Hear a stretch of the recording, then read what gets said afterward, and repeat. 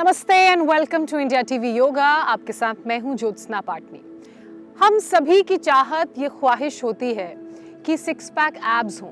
अच्छा, अगर किसी की सिक्स पैक या एट पैक एब्स की ख्वाहिश नहीं होती है तो उसकी ये ख्वाहिश ज़रूर होती है कि पेट भाई बैलेंस्ड रहे, बैलेंस्ड एज इन कि कम रहे, बाहर ना झांके।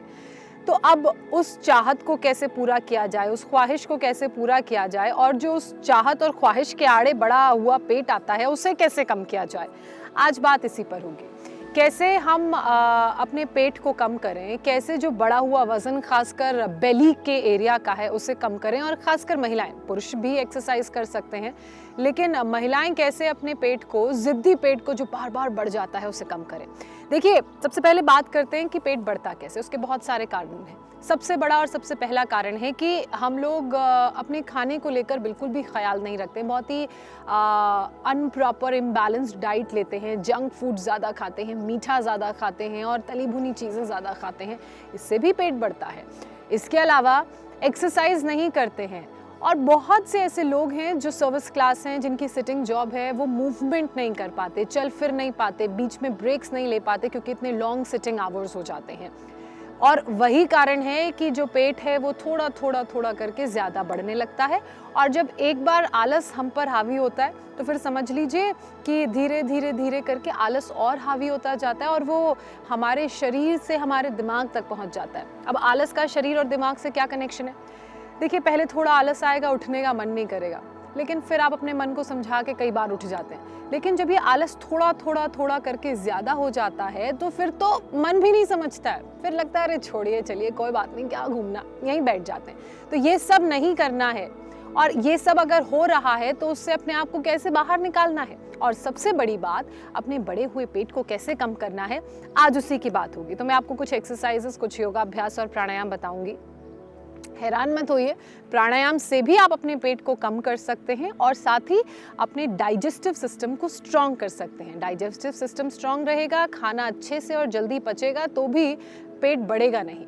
तो कुछ छोटी छोटी बातों का ख्याल रखना है जिसके बारे में मैं आपको बीच बीच में बताऊंगी। लेकिन सबसे पहले शुरुआत उन एक्सरसाइजेस से करते हैं जो पेट को कम करने में मदद करती हैं, हमारे कोर को, हमारे पेट को मजबूत बनाती हैं, और ये जो पेट की मसल्स होती है ना, इनको स्ट्रॉन्ग करती हैं। एक फैक्ट और बता देती हूँ मैं आपको।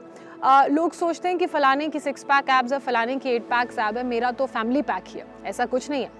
एब्स सबकी होती हैं, वो इनबिल्ट होती हैं शरीर के अंदर, हमारे शरीर को डिज़ाइन ऐसे किया गया है। लेकिन जब पेट में चर्बी ज़्यादा बढ़ने लगती है, मोटापा ज़्यादा पेट की तरफ इकट्ठा होने लगता है, फैट, तो वो जो नेचुरल एब्स हैं वो छुप जाती हैं। अब करना क्या है? अपने पेट की मसल्स को टोन करना है, कोर को स्ट्रॉन्ग करना है, ताकि वो जो एब्स हैं वो निखर कर बाहर आएँ, और एब्स बाहर आए या ना आए, पेट की जो सेहत है वो अच्छी रहे। तो कौन कौन सी एक्सरसाइजेस हैं, उन्हीं से शुरुआत करते हैं। तो सबसे पहली एक्सरसाइज है टो टचिंग। टो टचिंग यानी कि आपको अपने हाथ से अपने ऑल्टरनेट पैर को टच करना है। तो उसके लिए सुखासन से आप ऐसे अपने पैरों को ओपन, वाइड ओपन खोल के बैठ जाइए, कंफर्टेबली, जितना आप उन्हें स्ट्रेच कर सकते हैं।